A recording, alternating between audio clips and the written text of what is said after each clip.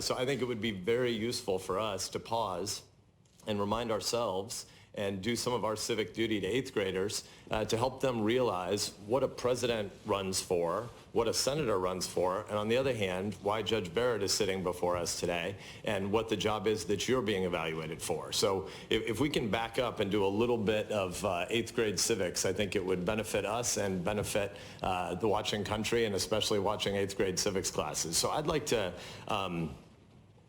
distinguish first between civics and politics, because there was a time, the chairman said at the beginning of this hearing, there was a time when people that would be as different as Ruth Bader Ginsburg, and she was a heroic woman, that's absolutely true, and Antonin Scalia, another brilliant mind and your mentor, people that different could both go through the Senate and get confirmation votes of 95 or 98 votes. And the chairman said at the beginning of the hearing, he doesn't know what happened between then and now.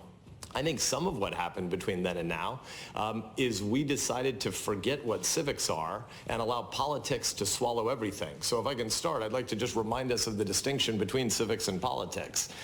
Civics is the stuff we're all supposed to agree on, regardless of our policy views differences. Civics is another way we talk about the rules of the road. Civics 101 is the stuff like Congress writes laws, the executive branch enforces laws, courts apply them. None of that stuff should be different if you're a Republican or a Democrat or a Libertarian or a Green Party member. This is basic civics. Civics is the stuff that all Americans should agree on, like religious liberty is essential. People should be able to fire the folks who write the laws, and the voters can't fire the judges. Judges should be impartial. This is just Civics 101. Politics is different. Politics is the stuff that happens underneath civics. Civics is the overarching stuff we as Americans agree in common. Politics is the subordinate, less important stuff that we differ about. Politics is like if I look at my friend Chris Coons and I say, listen up, jackwagon, what you want to do on this particular finance committee bill is going to be way too expensive and might bankrupt our kids. Or if Chris looks back at me and says, listen up, jackwagon, you're too much of a cheapskate and you're underinvesting in the next generation. That's a really important debate. That's a political debate. That's not civics. Civics is more important than that. Civics doesn't change every 18 to 24 months because the electoral winds change and because polling changes. I think it's important that we help our kids understand that politics is the legitimate stuff we fight about, and civics is the places where we pull back and say, wait a minute, we have things that are in common, and before we fight again about politics, let's reaffirm some of our civics. So I'd like to have just sort of a basic grammar of civics for 5 minutes. One thing that we should all agree on, and two things that we should all disagree with. We should agree on it, but one thing that we agree about and are in favor of, and two things that we agree on that we should all reject. First, a positive, grand, unifying truth about America, and that is religious liberty. Religious liberty is the basic idea that how you worship is none of the government's business.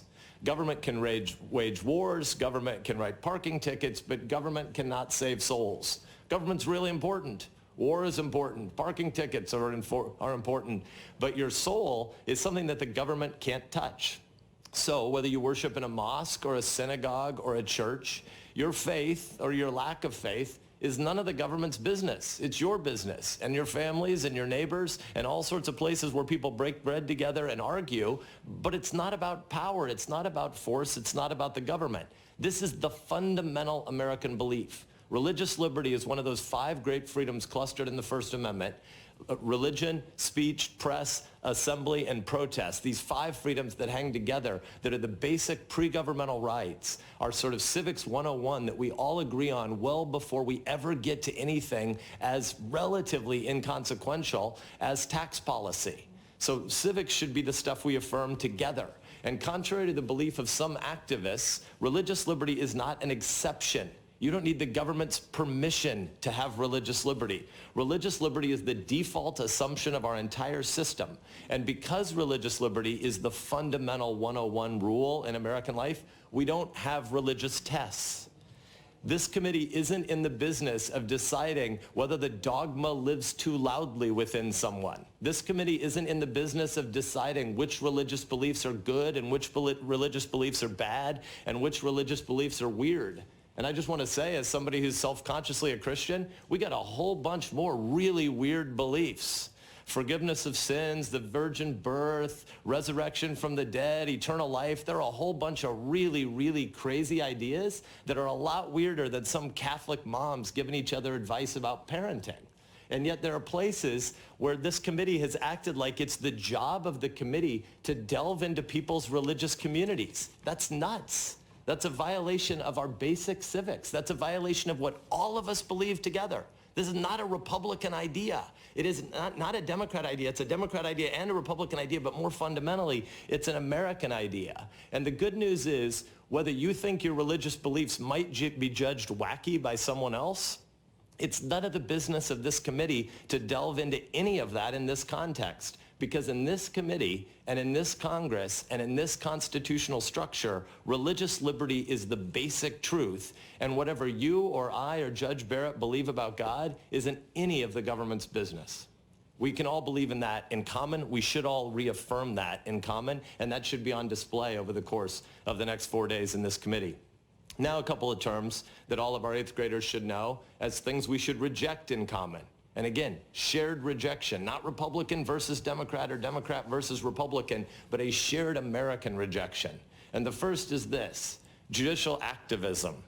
Judicial activism is the idea that judges get to advocate for or advance policies even though they don't have to stand for election before the voters and even though they have lifetime tenure.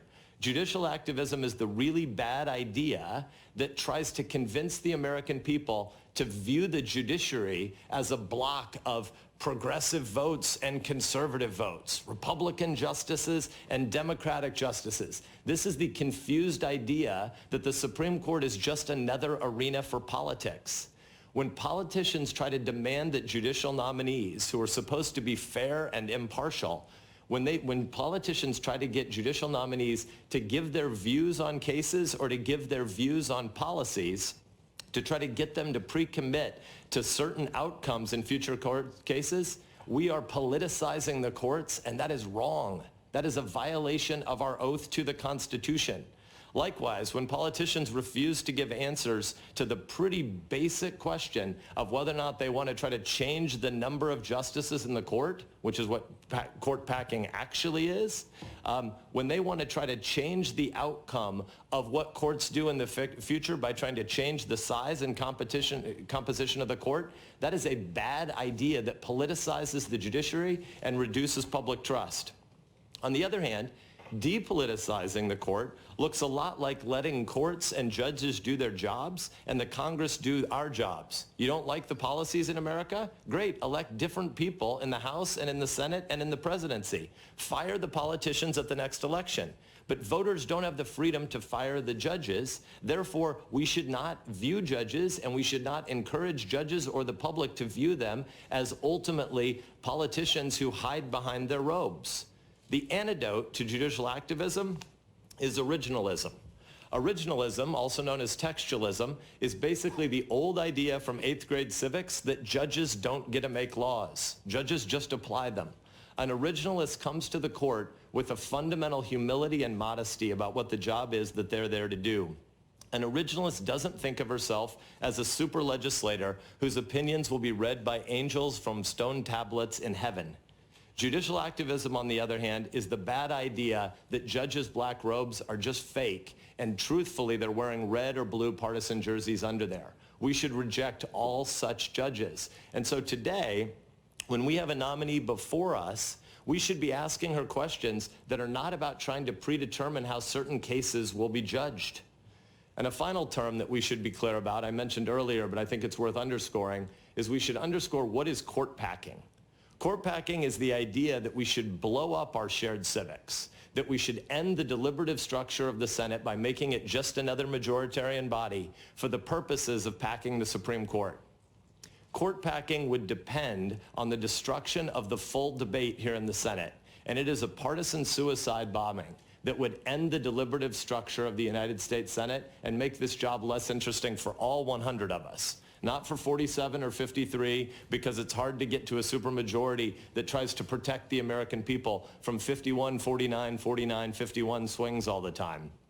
What blowing up the filibuster would ultimately do is try to turn the Supreme Court into the ultimate super legislature.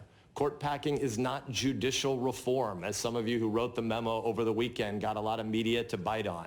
Court packing is destroying the system we have now. It is not reforming the system we have now. And anybody who uses that the language that implies filling legitimate vacancies is actually just another form of court packing. That's playing the American people for fools.